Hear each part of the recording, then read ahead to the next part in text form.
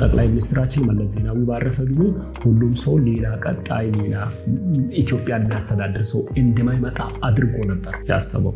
በጣም ያዝነው። አስቡት መለስን ስራው እንደዛ በሰው ልብ ውስጥ ገብቶ እንዲቀር ያደረጉት። ሁላችንም ቀን ዘመን ጊዜ ተሰጥቶናል። ትርፍ ጊዜ የምንላት ጊዜ ግን የለችንም። በእነዚህ ጊዜያቶች ውስጥ ነገር ግን ለራሳችን ያስቀመጥናት ቦታ ስፍራ እንዳለችን በደንብ አድርገን መፈተሽ እንዳለብን ይሰማኛል። አርቲስት ነፃነት ባረፈ ጊዜ ሰው ሁሉ እንደዚህ በጣም አዝኖ የሚያለቅሰው ትላንት ያሳቀው ሳቅ ያ ትዝታ ስላለ። አስቡት እናንተስ በምንድን ነው የምትታወሱት? ካለፋችሁ በኋላ በምንድን መጠራት የምትፈልጉት? ህዝብ የሚጠብቀው ሁሌም አንድ ሰው ምን ይዞ መጣ ምን ሰራ ነው። ምክንያቱም የምናገረው ስራችሁ ነው። ሰውየው ሳይሆን ታዋቂ ነው፣ ስራው ነው ሰውየውን ይዞ የመጣው። አንድ ሰው ሴልፊ ከእናንተ ጋር ልነሳ ቢጠይቅ ትላንት ስለእናንተ የሰማችሁ ነገር አለ ማለት ነው።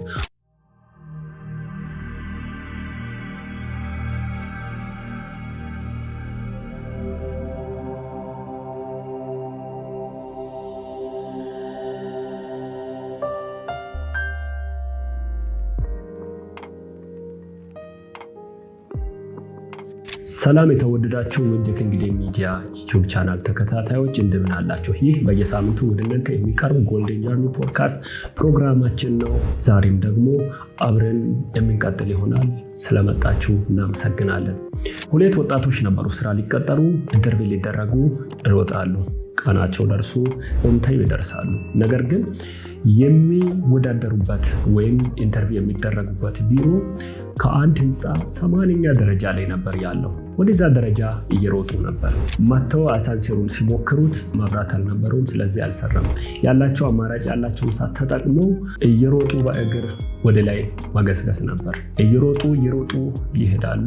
እየወጡ መሀል ላይ ደክሟቸው በጣም ዝለው ሲያዩ 20 ሲያዩ 30 እንዲሁም 40 እያለ ነገር ግን በቻሉት ፍጥነት ሁሉ ያንን ህንፃ በማውጣት 80ኛ ደረጃ ላይ ሲደርሱ ሰዓታቸው ልክ እየተባሉበት ሰዓት ላይ ነበር የደረሱት። ነገር ግን አንዱ ጓደኛው ዙሪያውን ቃኘት አድርጎ ይመለከተዋል። ሲመለከተው ሁለት ተመሳሳይ ህንፃ እዛ አካባቢ አለ ጎን ለጎን። ሁለቱም በተመሳሳይ ደረጃ ተመሳሳይ ቁመና ያላቸው ናቸው። ነገር ግን ዞር ብሎ ሲያይ ቁጥሩን ሲያይ የደረሰበት ትክክል ነው፣ ደረጃውን ሲያይ ትክክል ነው። ለጓደኛው ይናገራል። ኦኬ ወንድሜ ሁለት ዜና አለኝ ይላል። አንደኛው በጣም ደስ የሚል ዜና ነው፣ ሁለተኛው ደግሞ በጣም የሚያስጠላ ዜና ነው፣ መጥፎ ዜና ነው። ስለዚህ የትኛውን አስቀድሜ ልንገርህ ብሎ ይጠይቀዋል። ኦኬ አንደኛው ጓደኛው ስለዚህ አሁን በዚህ ሰዓት ምን መንገር እንዳለበት ታውቃለህ? አሁን በዚህ ድካም እናቴ ያርፋለች ብትል እንኳን የሚሰማበት ጆሮ የለኝም። ስለዚህ መጥፎ ዜና ከምነግረኝ መልካሙን ዜና ንገረኝ ይላል። ኦኬ እሺ ጥሩ ብሎ በጣም ደስ የሚል ነገር ነው ብሎ አሁን ያለንበት ደረጃ በጣም ደስ የሚለው ነገር 80ኛ ደረጃ ላይ ደርሰናል። አሁን ወደ ምንፈልገው ቢሮ ደርሰናል፣ እዛው ነን ያለ ነው ይላል። ነገር ግን ህንፃውን ተሳስተናል። ቀጣይ ህንፃ ነው። በሰዓት ነበር የደረስነው። 80ኛ ደረጃ ላይ ነን ያለ ነው።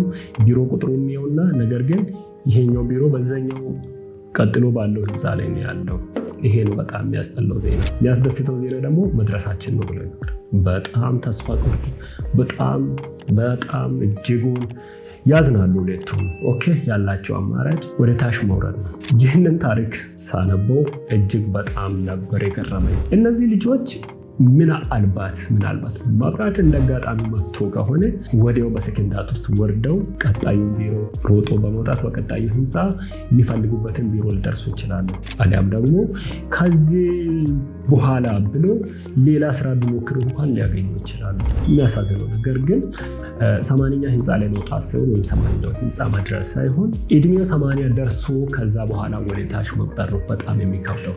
አስቡት እንግዲህ አንድ ሰው ሮጦ ለፍቶ በጣም የሩጫውን የመጣበትን መንገድ እድሜው 80 ከደረሰ በኋላ ወደ ኋላ ሲመለከት ማሻሻል የማይችልበት ደረጃ ላይ ነው የሚደርሰው። የ80 ዓመት አዛውንት ምን ሊሰራ ይችላል? 20 ዓመት ላይ እንደምሮጥ አይሮጥም። 30 ዓመት ላይ እንደምሮጥ አይሮጥም። 40 ዓመት ላይ እንዳለው ጉብዝና አይጎብዝም። እንደዛው አያስብም።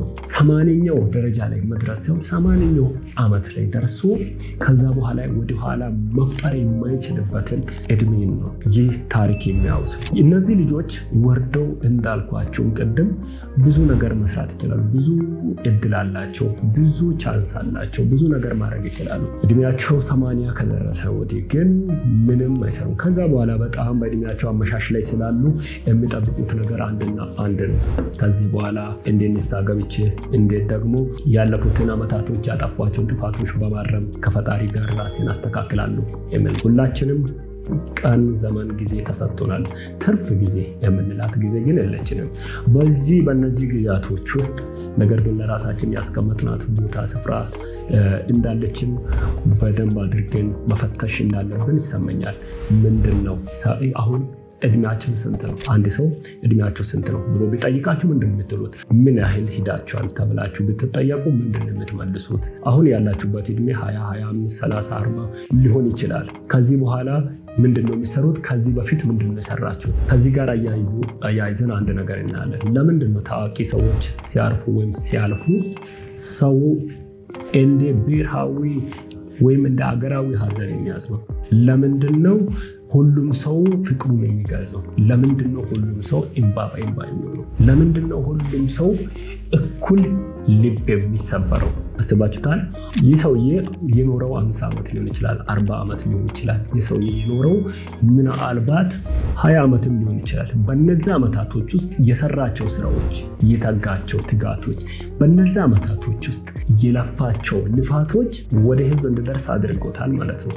ምክንያቱም ሰው እናንተን ሰውን የሚያየው ህዝብ እናንተን ሳይሆን የሚያየው የእናንተን ስራ ነው። ህዝብ የሚጠብቀው ሁሌም አንድ ሰው ምን ይዞ መጣ፣ ምን ሰራ ነው። ምክንያቱም የሚናገረው ስራቸው ነው። ሰውየው ሳይሆን ታዋቂ ነው፣ ስራው ነው ሰውየውን ይዞ የመጣው። አንድ ሰው ሴልፊ ከእናንተ ጋር ልነሳ ቢጠይቅ ትላንት ስለእናንተ የሰማችሁ ነገር አለ ማለት ነው።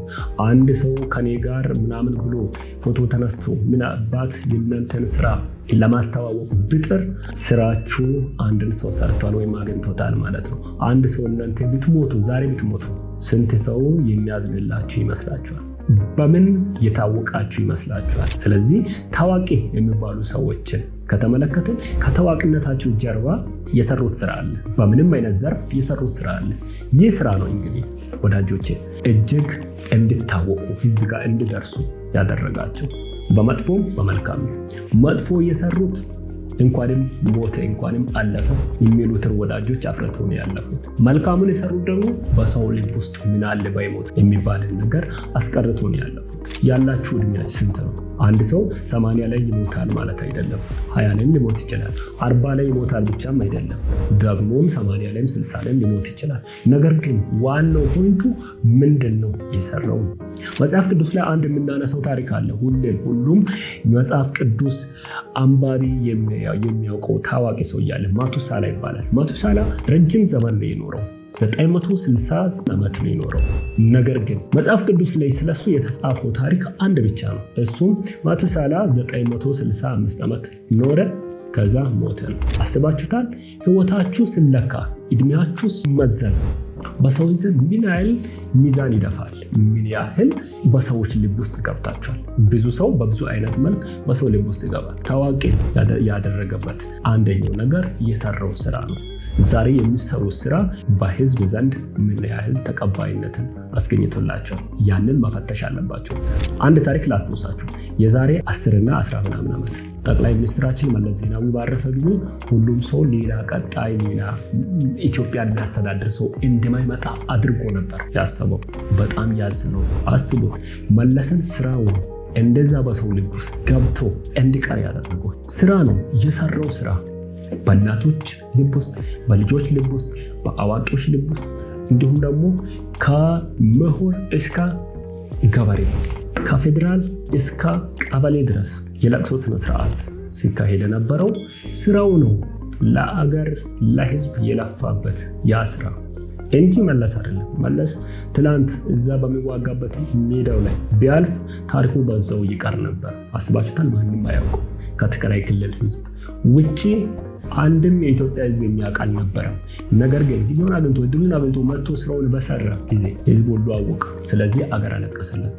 ከዚህ በፊት ያለፉ ታዋቂ የሚባሉ አርቲስቶች፣ ታዋቂ የሚባሉ ዘፋኞች፣ ታዋቂ የሚባሉ የተለያዩ ሰዎች አገልጋዮች ሲያልፉ ሰው ያወቃቸው በሰሩት ስራ እንጂ በመልካም ስራቸው እንጂ በሰሩት ስራቸው እንጂ ምንም ራሳቸውን ይዞ ስለመጡ አይደለም። አንድ ሰው ሲመጣ ከእጁ ምን አለ ነው የሚባለው። ከዚህ በፊት በአንዱ ፖድካስታችን ላይ 5 እንጀራንና 2 ዓሣን ይዞ የቀረበውን ልጅ አይተናል። ምክንያቱም እነዛ ሁሉ ሰዎች እያሉ እነ ፊልጶስ ጠርተው ልጁን ወደፊት እንዲያመጡት ያደረገ አንድ ብላቴና አለ ብሎ የተጠራው እጁ ላይ የያዘው ነገር ስላለ ነው። ምክንያቱም ልጁን በሰዓቱ ወደ ኢየሱስ ክርስቶስ እንዲመጣ ያደረገው ምንድነው? በእጁ የያዘው ነገር ነበር። ስለዚህ እጃችሁ ላይ የያዛችሁት ነገር እድሜያችሁ ምንም አይል ትንሽ ቢሆን እንደ ትልቅ የሚያስወራ ነገር ነው። አስቡት። ስለዚህ ለታዋቂነት ሳይሆን መታገል ያለባችሁ ለሚሰሩት ስራ ነው። የሚሰሩት ስራ ሁሌም ያስከብራቸዋል። የሚሰሩት ስራ፣ የምትለፉት ልፋት፣ የምትጠጉት ትጋት በእግዚአብሔር ዘንድም በሰዎች ዘንድም ዋጋ የሚያስገኝ ነው የሚሆነው። አርቲስት ነፃነት ባረፈ ጊዜ ሰው ሁሉ እንደዚህ በጣም አዝኖ የሚያለቅሰው ትላንት ያሳቀው ሳቅ ያ ትዝታ ስላለ። አስቡት። እናንተስ በምንድን ነው የምትታወሱት? ካለፋችሁ በኋላ በምንድን መጠራት የምትፈልጉት? ሰው በምን ያስታውሳችሁ? ነገ ብትሞቱ ስንት ሰው ይፖስታል ፎቶአችሁ? ነገ ብትሞቱ ስንት ሰው ስለእናንተ አንስቶ ያወራል? የአንዳንድ ሰው ታሪክ ከሳልስት አያልፍም።